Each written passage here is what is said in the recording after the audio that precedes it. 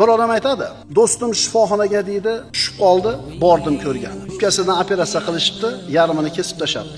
Sigaretni uzoq yillar chekkan, o'pkani yarmi ketgan. Borib ziyoratiga kelsam, aytayapti, "Banisadan eson-omon chiqib olay, mana shu sigaret bilan bir qattiq hisobim bor." Lekin u kasal uni shifoxonadan sog'lom bo'lib tirik chiqishiga sabab bo'lmadi, o'lib qoldi. Ilmli odam edi, oliy ma'lumotli odam edi, lekin uzoq yillar davomida tamakini chekdi. Nima uchun tashlab olmadi? Irodasini quvvati yetmadi.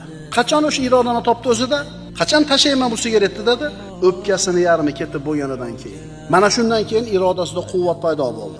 Fursat o'tib ketishidan avval topiladigan kuchli iroda bilan vaqt o'tib ketgandan keyin topiladigan kuchli irodaning o'rtasida katta farq bor. Qarilar biladi. Yoshlikda mana qilish kerak ekan, chunki o'tib bo'ldi-da.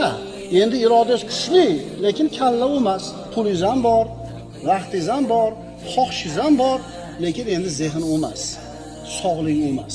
Fursat o'tib ketishdan avval topiladigan kuchli iroda bilan vaqt o'tib ketgandan keyin topiladigan kuchli iroda orasida farq bor.